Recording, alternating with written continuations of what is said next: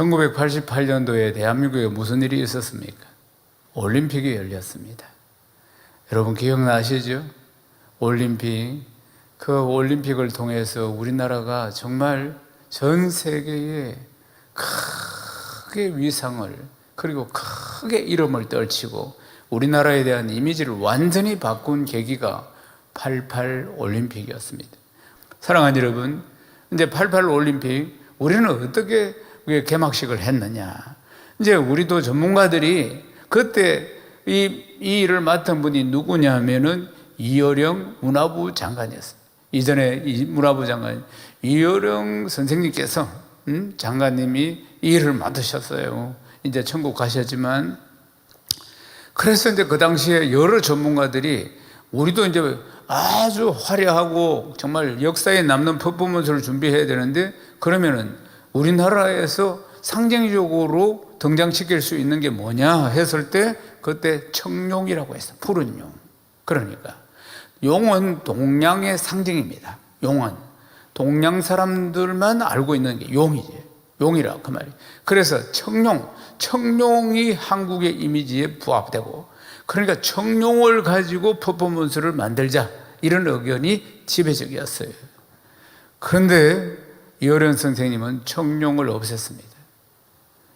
전 세계가 정말 깜짝 놀랄 퍼포먼스를 준비했습니다. 정적을 알리는 굴렁쇠. 한 아이가 정오 12시에 굴렁쇠를 굴리면서 이 운동장으로 나오는 것이에요. 전 세계가 깜짝 놀랐죠. 뭔가 화려하고 스펙타클하고 이런 퍼포먼스가 열릴 줄 알았더니 정적을 울리는 헤르츠 단음만 쫙 소리가 나면서 하면서 소리가 나면서 정적을 상징하는 한 아이가 이 굴렁쇠를 굴리면서 쫙 운동장으로 나오는 것이었어요. 한국 어떤 나라입니까? 전 세계가 알건 나라. 전쟁을 겪고 피난 가고 다 폭삭 망하고 가난하고 찢어지게 가난하고, 그리고 또 여러 가지 사회적인 문제들도 많고 고아들도 많고 가난한 나라. 그리고 우리나라 역사는 어떻습니까? 우리나라 5,000년 역사에 외침을 받은 게 1,000번이 넘습니다. 우리나라는 다른 나라를 침입한 적도 없어요. 그러니까 덜 당하고만 산 나라, 연약한 나라 우리나라입니다. 그런데 이 한국 땅에 올림픽이 열리고, 그리고 정말 평화의 정적, 염원하는 것이 평화를 염원하면 소리, 굴렁쇠를 굴리면서 소년이 나타난 것입니다. 이것을 이어령 박사님이 연출을 한 것입니다. 사랑하는 여러분, 이 성공한 올림픽이 어떻게 해서 만들어졌습니까? 철저한 준비 속에서 나왔다는 것입니다. 기록을 보면 철저한 준비 속에서.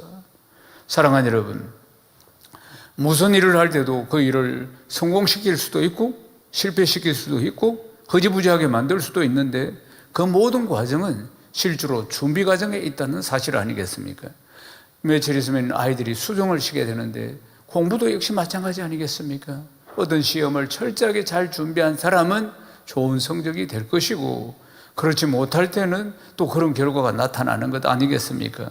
모든 일들이 다 마찬가지입니다. 사랑하는 여러분, 오늘 우리가 읽은 말씀은 두 사람이 예배를 드렸는데 한 사람의 예배는 하나님 앞에 상달이 되고 한 사람의 예배는 하나님이 받지 않으셨다는 그런 내용입니다. 한 사람은 예배에 성공하고 한 사람은 실패했다는 이야기입니다. 실패한 사람은 가인이고 성공한 사람은 아벨이라 그 말입니다. 그들은 예배를 어떻게 준비했길래 하나님은 받으시고 안 받으시고 하셨느냐, 이 말입니다. 사랑하는 여러분, 오늘 말씀은 굉장히 중요합니다. 왜냐하면 한 주 뒤에는 1년 동안 받은 은혜에 감사하는 특별한 날, 추수감사주일입니다. 사랑하는 여러분, 오늘 이 말씀을 통해서 추수감사주일을 잘 준비해서 그 예배가 하나님 앞에 연락되는 복된 역사가 다 일어나기를 주님의 이름으로 축복합니다. 사랑하는 여러분, 창세기 4장을 열면은 아담과 하와가 이제 자식을 놓는 장면이 나옵니다. 첫 번째 아들의 이름은 가인이고 두 번째 아들의 이름은 아벨입니다. 아벨은 직업이 양을 치는 것이었고 유목을, 그리고 가인은 농사를 지었습니다. 근데 세월이 지나서 이제 하나님 앞에 소출을 거두어 가지고 이제 제사를 지내게 되는데, 가인은 땅의 소출을 가지고 하나님 앞에 제사를 드렸고, 아벨은 그리고 양의 첫 새끼와 기름을 가지고 하나님 앞에 예배, 즉 제사를 드렸다, 그 말입니다. 그런데 어찌된 판인지 하나님이 가인의 제사는 받지 않으시고 아벨의 제사만 받으셨다는 사실입니다. 이 사실 때문에, 이 일 때문에 가인이 하나님 앞에서 분노합니다. 자기 제사를 받지 않은 것에 대해서. 그리고 제사를 받은 동생 아벨을 시기 질투합니다. 그런 끝에 그 시기 질투가 결국은 아벨을 쳐서 죽이게 만듭니다. 그래서 가인은 인류 최초의 살인자가 된 것입니다. 사랑하는 여러분, 가인은 어떻게 예배를 드렸길래 하나님이 연락하지 않으시는 실패한 예배가 되었을까 하는 것입니다. 사랑하는 여러분, 창세기 4장 3절에 4절 말씀 다시 한번 읽어보겠습니다. 세월이 지난 후에 가인은 땅의 소산으로 제물을 삼아 여호와께 드렸고, 아벨은 자기도 양의 첫 새끼와 그 기름을 드렸더니 여호와께서 아벨과 그 제물을 받으셨으나. 아멘. 가인이 드린 것은 무엇이냐? 땅의 소산이었다. 그러면 아벨의 제물은 양의 첫 새끼와 기름을 드렸다, 그렇게 이야기합니다. 그런데 성경학자가 일부는 이 부분이 왜 그러면 가인의 제사는 받고 가인의 제사는 안 받고 아벨의 제사는 받았을까 하는 부분에 대해서 정성에서 차이가 났을 것이다, 이런 이야기를 하는 사람. 가인은 그냥 드리고 아벨은 정성을 다해서 하나님 앞에 드리고 여기에서 차이가 났을 것이다. 아니, 자기들이 한 사람은 농사를 짓고 한 사람은 양을 키우니까 자기 것을 다 각각 드렸다, 그 말이죠. 말하자면은, 그러면 여기서 뭐가 차이가 났는가? 정성에서 문제가 있었을 것이다, 이렇게 해석하는 학자들도 있습니다. 그러면은 예배의 성공 여부가 그러면은 하나님 받고 안 받으시고 하는 기준이 정성 때문인가? 이걸 한번 살펴보겠습니다. 미가서 6장 6절에서 7절 말씀을 읽어보겠습니다. 내가 무엇을 가지고 여호와 앞에 나아가며 높으신 하나님께 경배할까? 내가 번제물로 1년 된 송아지를 가지고 그 앞에 나아갈까? 여호와께서 천천의 순양이나 만만의 강물 같은 기름을 기뻐하실까? 내 허물을 위하여 내 맏아들을 내 영혼의 죄로 말미암아 내 몸의 열매를 드릴까? 구약시대에도 이 문제를 고민한 선지자가 있었는데 미가 선지자입니다. 미가 선지자가 있었는데, 미가 선지자와 이사야 선지자는 비슷한 동시대의 인물입니다. 동시대의 인물이에요. 그런데 보면은 수많은 제물을 하나님 앞에 드리는 모습을 볼 수가 있습니다. 이 시대에 수많은 제물을, 천천의 순양, 만만의 강물 같은 기름, 응? 짐승을 잡았을 때 나오는 기름을, 그러니까 이 표현에서 알 수 있다시피 많은 제물을 가지고 제사를 드렸다 하는 것을 볼 수가 있습니다. 그러니까 세상의 제물들, 이것들이 하나님 앞에 드려지던 때입니다. 그런데 하나님께서 이것을 책망하시는 것이에요. 왜 책망하시는가? 이들의 삶이 바뀌지 않았기 때문입니다. 많은 제물을 하나님 앞에 드리고 있지만은 삶은 여전히 세상을 향해 가고 우상을 향해 가고 있었기 때문에, 삶이 바뀌지 않았으니까, 그러니까 하나님께서는 이 문제를 책망하시는 모습을 볼 수가 있습니다. 그들이 정성이 없을까요? 정성껏 드렸겠죠. 말하자면 많은 제물을 드리는데 정성이 안 들어가겠습니까? 정성이 들어갔겠죠. 그렇지만 하나님은 이 부분에 대해서 책망하고 계시는 것입니다. 중요한 게 뭡니까? 하나님은 우리 마음의 중심을 보십니다. 아멘이십니까? 마음의 중심을 보시는 것이에요. 많은 것을 하나님 앞에 드리지만 우리의 마음의 중심이 어떻느냐, 이 말이에요. 정성껏 예물을 준비해서 많은 예물을 드렸지만은, 그러나 정작 그들이 바뀌어야 할 것이 삶의 태도인데 이 부분이 바뀌지 않았다는 사실입니다. 여전히 타락의 길을 걷고 있었다는 것 아니겠습니까? 여전히 세상 쫓아가고 있었다는 것 아니겠습니까? 여전히 그들은 부정을 행하고 있었다는 사실 아니겠습니까? 하나님도 섬기고 우상도 섬기고 하나님도 섬기고 세상도 섬기고 이렇게 패역한 짓을 하고 살았다는 거 아니겠습니까? 아무리 많은 재물을 준비하고 아무리 많은 재물에 따른 정성을 쌓았다 할지라도 천천의 수량이 바로 그 뜻입니다. 만만의 강물 같은 기름이 바로 그 뜻이라, 그 말입니다. 그렇지만은 하나님이 얻으시기에는 부족한 제사였다는 것 아니겠습니까? 미가 선지자가 이 현실 앞에서 안타까운 마음을 전합니다. 미가서 6장 8절 말씀을 읽겠습니다. 사람아, 주께서 선한 것이 무엇임을 내게 보이셨나니 여호와께서 내게 구하시는 것은 오직 정의를 행하며 인자를 사랑하며 겸손하게 네 하나님과 함께 행하는 것이 아니냐. 아멘. 하나님이 원하시는 것이 무엇입니까? 풍성한 재물이 아니라, 정성을 실는 그것이 아니라, 그것보다도 더 중요한 것은 하나님의 뜻을 따라 사는 것입니다. 크게 아멘 하십시오. 내 중심이, 내 삶이 변하는 것입니다. 중요한 것은 내 삶이 하나님 뜻대로 가야 한다는 사실 아니겠습니까? 미가서와 마찬가지로 이사야서에도 이러한 기록들이 나옵니다. 이사야 선지자도 이 백성들이 형식적인 예배를 드리고 있는 것을 신랄하게 지적하고 있는 모습을 볼 수 있습니다. 이사야 1장 11절 말씀을 읽겠습니다.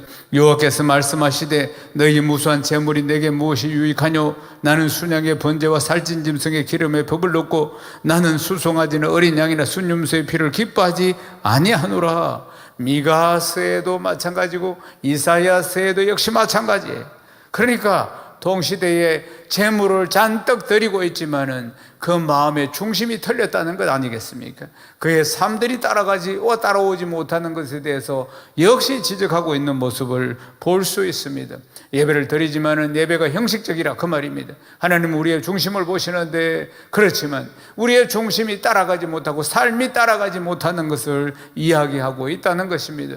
하나님을 믿는 믿음이 부족하다 이 말입니다. 형식적으로 예배를 드리고 형식적으로 예물을 드리는 것을 지적하고 있는 것을 말씀합니다. 이사야 1장 13절도 읽겠습니다. 헛된 재물을 다시 가져오지 마라. 분향은 내가 가정이 여기는 바요, 월삭과 안식일과 대회로 모이는 것도 그러하니 성회와 아울러 악을 행하는 것을 내가 견디지 못하겠노라. 견디지 못하겠노라. 하나님께서 이들의 재물, 이들이 바치는 양, 이들이 바치는 소, 이걸 다 헛된 재물이다, 헛된 재물이다, 이렇게 말씀하시는 대목을 주목해야 하는 것입니다. 그것을 가증히 여기신다 하나님께서 말입니다. 그들이 그러니까 예배 드리고 삶은 세상을 쫓아가고 악을 행하고 하나님 뜻을 쫓아가지 않고 그렇게 하고 와서 예배를 드리고 예물을 드리고 하지만은 삶은 세상을 향해 가고 있고 세상 것 쫓아가고 있고 악을 행하고 있는 것, 이 부분을 신랄하게 지금 지적하고 있는 모습을 볼 수 있습니다. 사랑하는 여러분, 우리가 이 세상적인 것들을 다 내려놓고 악을 버려야 하는 것입니다. 이사야 1장 17절을 읽겠습니다. 선행을 배우며 정의를 구하며 학대받는 자를 도와주며 고아를 위하여 신원하며 가부를 위하여 변호하라 하셨느니라. 아멘. 사랑하는 여러분, 우리의 삶이 따라가야 할 줄로 믿습니다. 예배자의 삶이 되어야 한다는 것입니다. 미가서를 통해서도 이사야서를 통해서도 하나님께서 원하시는 것은 예물을 드리는 것뿐만 아니라 정성껏 예물을 드리는 것뿐만 아니라 삶의 변화, 진정한 삶의 변화를 하나님이 원하신다는 것을 믿으시면 아멘 하십시오. 아멘이십니까? 이것이 진실한 하나님이 기뻐하시는 예배라 그 말씀입니다. 할렐루야. 이것이 바로 우리가 믿음으로 살아가는 것을 말합니다. 사랑하는 여러분, 우리가 믿음으로 하나님 앞에 예배를 드려야 한다 하는 것입니다. 그러면 믿음으로 산다는 것이 무엇일까? 사랑하는 여러분, 믿음으로 하루하루 살아간다, 진실함으로 드리는 예물, 하나님이 원하시는 것, 사랑하는 여러분, 믿음으로 살아야 할 줄로 믿습니다. 어떤 삶을 하나님이 원하시는가? 믿음으로 사는 삶, 하나님이 기뻐하는 삶, 삶의 변화가 어디에서 일어나는가? 우리가 믿음으로 살아야 한다는 것입니다. 믿음으로 매일매일, 믿음으로 한 걸음씩 주님의 보좌 앞으로 나아가는 것입니다. 의인은 오직 믿음으로 말미암아 살리라. 내가 예물을 드릴 때도, 내가 예배를 드릴 때도, 그리고 한 주간 삶을 살아가는데도 가장 중요한 것은 믿음으로 사는 것입니다. 아멘이십니까? 히브리서에 보면은 이 말씀을 잘 알 수가 있습니다. 가인과 아벨의 제사의 결정적인 차이가 무엇이냐? 믿음이라고 말씀하는 것입니다. 히브리서 11장 4절을 읽겠습니다. 믿음으로 아벨은 가인보다 더 나은 제사를 하나님께 드림으로 어려운 자라 하는 증거를 얻었으니 하나님이 그 예물에 대하여 정언하심이라. 그가 죽었으나 그 믿음으로서 지금도 말하느니라. 사랑하는 여러분, 믿음이 없는 정성은 공허한 것입니다. 아무리 내가 많은 예물과 아무리 많은 정성을 드린다 할지라도 믿음이 없어는 그것은 공허한 것이고 믿음이 없이는 세상적인 것이라는 것을 기억해야 하는 것입니다. 믿음이 없이, 하나님에 대한 믿음이 없이 내가 아무리 정성껏 준비했다 할지라도 하나님은 그 예물을 열람하지 않으신다는 것입니다. 믿음으로 아벨은 가인보다 더 나은 제사를 하나님께 드림으로, 이 말씀을 늘 기억해야 하는 것입니다. 사랑하는 여러분, 풍성한 예물, 화려한 성전, 그러나 믿음이 없이는 하나님이 받으시지 않는다는 사실입니다. 믿음을 지키지 못하면 결국은 다 무너지는 것 아니겠습니까? 사랑하는 여러분, 유럽의 교회들을 보십시오. 그들이 먼저 예수를 믿었습니다. 그들이 먼저 예수를 믿고 우리에게 복음을 전했습니다. 유럽의 전체가 기독교 국가였습니다. 얼마나 지금도 화려한 성전이 남아 있습니까? 그러나 그들에게는 믿음이 없었습니다. 그들은 경제적으로 하나님 복을 주셔서 부유하고 물질도 넘쳤습니다. 그렇지만 그들은 믿음이 없었어요. 그래서 결국 교회들이 문을 닫습니다. 그리고 술집으로 팔려나가고 교회가 이슬람 사원으로 넘어가고, 이러한 일들이 지금도 구라파에는 일어나고 있다는 거 아니겠습니까? 사랑하는 여러분, 하나님이 원하시는 것은 믿음으로 살아가는 삶입니다. 아멘이십니까? 사랑하는 여러분, 그런데 우리의 삶이 참 녹록지 않습니다. 코로나 벌써 3년째 계속되고 있고, 그러니까 참 코로나 핑계도 있고 여러 가지로 열심을 많이 잃은 경우도 있습니다. 정작 또 본당에 나와서 하나님께 예배드리는 이런 은혜도 잃어버린 사람들도 많이 있습니다. 여러 가지, 이 핑계, 산다는 핑계, 뭐 이런 핑계, 코로나 핑계, 이런 핑계로 우리의 신앙이 나태해지고 게으러진 부분들도 있습니다. 사랑하는 여러분, 그러나 하나님께서는 이러한 우리의 연약함을 개의치 않으시고 하나님은 다시 하나님께로 나오기를 원하십니다. 하나님은 잘 준비해서 하나님 앞에 나오기를 하나님이 원하신다는 것입니다. 창세기 35장 1절에서 2절 말씀을 읽겠습니다. 하나님이 야곱에게 이르시되 일어나 베들로 올라가서 거기 거주하며 네가 네 형 에서의 낯을 피하여 도망하던 때에 네게 나타나던 하나님께 거기서 제단을 쌓으라 하시니라. 야곱이 이에 자기 집안 사람과 자기와 함께한 모든 자에게 이르되 너희 중에 있는 이방 신상들을 버리고 자신을 정결하게 하고 너희 오복을 바꾸어 입으라. 아멘. 야곱은 에서와 형과 쌍둥이 동생입니다. 그래서 이제 형 뒤꿈치를 잡고 출생을 했습니다. 그러나 축복은 장자에게 있습니다. 에서가 장자이므로 장자의 축복권을 가지고 있습니다. 그런데 그것이 탐이 나서 형을 속이고 아버지를 속이고 장자의 축복권을 뺐습니다. 그래서 형 에서가 야곱을 죽이려고 하니까 이제 도망을 가는데 외삼촌 집 라반의 집으로 도망을 갑니다. 한참 가다가 해가 집니다. 그래서 그 광야에서 돌베개를 베고 이제 잠을 청하게 되는데 노숙하게 되는 것이죠. 그때 꿈에 사닥다리가 나타납니다. 하늘과 땅을 잇는 사닥다리가 나타나고, 그리고 천사들이 왔다 갔다 하는 가운데 하나님이 그리고 꿈속에서 나타나십니다. 그리고 하나님께서 야곱에게 말씀하십니다. 네가 누워있는 땅을 다 너와 네 자손에게 주리라. 너와 함께 내가 항상 있어 네가 어디로 가든지 너를 지키고 너를 이끌어 오리라. 그리고 다시 이 땅으로 오게 할 것이다. 그래서 네게 허락한 것을 다 이룰 것이다. 결코 내가 너를 떠나지 아니하리라. 하나님이 약속의 말씀을 주셨어요. 그러니까 이 축복의 말씀을 받고 야곱이 하나님 앞에 또 약속을 합니다. 하나님 앞에 서원을 합니다.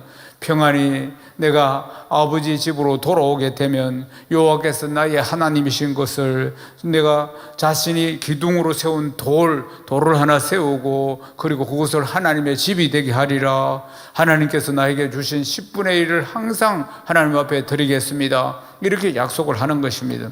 그리고는 이제 하나님도 축복의 말씀을 주시고 야곱도 약속을 하고, 그렇게 해서 그래서 먼 길 외삼촌 라반의 집으로 갑니다. 그래서 이제 참 라반의 집에서 20년 동안 있으면서 우유곡절을 많이 겪습니다. 뛰는 놈이여 나는 놈이 있듯이 이제 야곱이 비상한 머리를 갖고 있는데 그 위에 비상한 사람이 외삼촌이었습니다. 딸 둘을 가지고 20년이나 여하튼 야곱을 데리고 있습니다. 그래도 하나님 마지막에 축복을 하셔서 이제 부자가 되어서 다시 고향으로 20년 만에 야곱이 돌아옵니다. 문제가 뭐냐?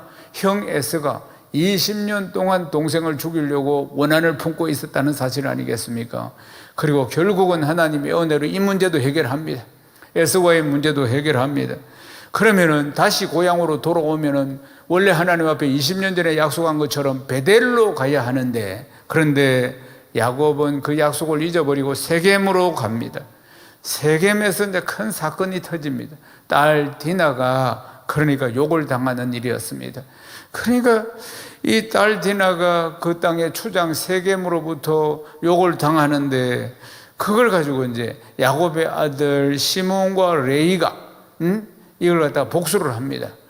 그래서 이제 이 백성들 살 꼬셔가지고 할례를 행하게 만들고 남자들을, 그리고 할례를 만들면 꼼짝을 할 수 없으니까 그때 가서 이 땅에 세겜 땅에 있는 남자는 싹 다 죽입니다. 복수를 한 것이지. 말하자면 자기 동생 그렇게 했다고 복수를 한 것입니다.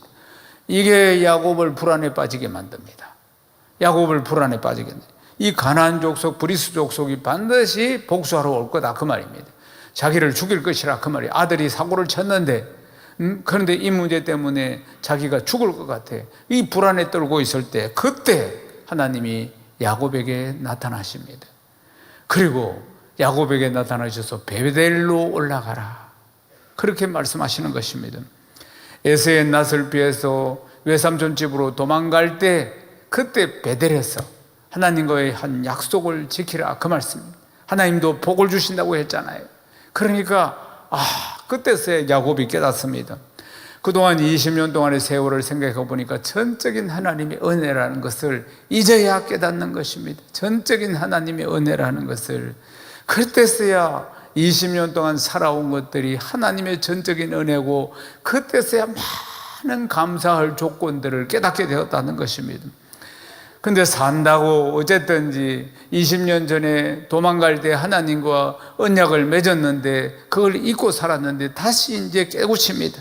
그리고 결단합니다. 하나님과의 언약을 지키기 위해서 야곱이 자기 집안 사람들을 다 정리정돈을 시킵니다. 우상 섬기는 것들 다 버리게 만들고 다시 전부 다 사람들을 새롭게 하고, 그리고 자신도 정결하게 하고 이제 의복도 바꾸고, 그렇게 하나님 앞에 나아갈 준비를 착착착착 합니다. 어렵고 힘든 시절에 하나님이 축복의 말씀 주시고 언약을 주시고 그에 따른 자기의 약속이 있습니다. 하나님 앞에 한 약속, 그것을 산다고 잊어버렸는데 이제서 깨닫고 하나님 앞에 정직한 영으로 새롭게 되고자 이 약속을 지키고자 준비를 철저하게 잘 해나가는 야곱의 모습을 볼 수가 있습니다. 그래서 야곱이 베델로 올라갑니다. 그리고 하나님께 잘 준비된 예배를 드렸던 것입니다. 사랑하는 여러분, 하나님께서 그 예배를 받으시고 야곱에게 나타나셨습니다. 성경이 그렇게 말씀하고 있습니다.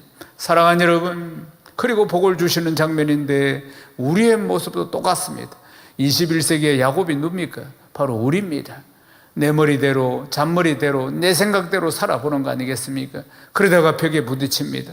여러 가지로 인생의 여정에 바쁘다는 핑계, 여러 가지 산다고 허겁지겁 그러면서 하나님과의 약속을 잊을 때도 많이 있습니다.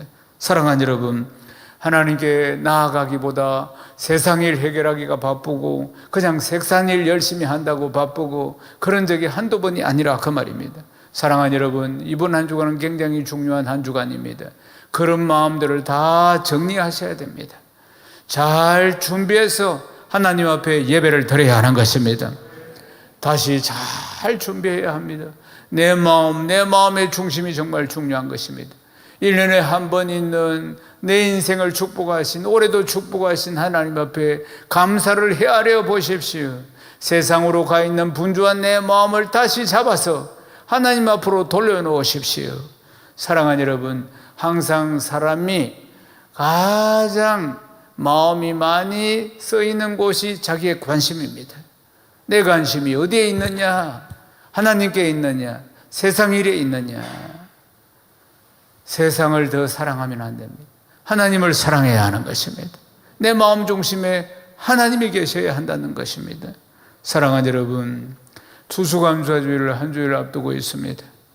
하나님 앞에 온전히 나아가지 못했던 형식적인 예배나 형식적인 예물이나 이런 것들을 다시 한번 정리하셔야 됩니다. 온전한 마음으로 하나님 앞에 나아가야 합니다. 이 한 주간은 믿음으로 잘 정지하는 한 주간임을 기억해야 합니다. 믿음으로 잘 준비하는 한 주간임을 기억해야 합니다. 무엇으로 하나님을 기쁘시게 해드리겠습니까? 풍성한 예물입니까? 정성입니까? 그보다도 중요한 것은 내 마음의 중심이라는 걸 기억해야 합니다. 내 마음의 중심과 그 중심에 합당한 삶, 합당한 삶이 따라가야 한다는 것입니다. 비록 부족할지라도 사랑하는 여러분, 우리가 하나님께로 돌아오기를, 하나님은 덜 문 열어놓고 둘째 아들 당자 나갔는데 집으로 돌아오기를 기다리는 하나님께서 우리의 마음이 하나님께로 돌아오기를 고대하고 기대하고 기다리고 계신다는 것을 기억하십시오. 사랑하는 여러분, 믿음으로 잘 준비하시기를 주님의 이름으로 축원합니다. 어떻게 믿음으로 준비합니까? 기도입니다. 기도로 준비하는 것입니다. 믿음으로 준비한다는 것이 기도로 준비하는 것입니다. 세상을 향해 살았던 것, 몸은 여기 있지만 마음은 콩밭에 세상에 가 있었던 것, 정성을 다하거나 마음을 다하지 못했던 내 삶들, 이런 것들을 다 하나님 앞에 회개하고 주 예수의 보혈로 깨끗게 해야 합니다. 일일이 하나님 앞에 내 마음이 온전히 세워지지 못한 부분에 대해서 고백하고 그리고 굳건한 믿음을 회복하는 것입니다. 아멘이십니까? 분명히 말씀을 기억하십시오. 믿음이 없이는 하나님을 기쁘시게 하지 못한다는 거 아니겠습니까? 기도함으로 한 주간 기도하면서 내 마음을 점검해야 합니다. 히브리서 11장 6절 오늘 마지막 말씀입니다. 함께 읽겠습니다. 믿음이 없이는 하나님을 기쁘시게 하지 못하나니 하나님께 나아가는 자는 반드시 그가 계신 것과 또한 그가 자기를 찾는 자들에게 상 주시는 이심을 믿어야 할지니라. 아멘. 믿음으로 잘 준비해서 하나님께 영광을 돌려드리는 추수감사주일 되시기를 주님의 이름으로 축원합니다.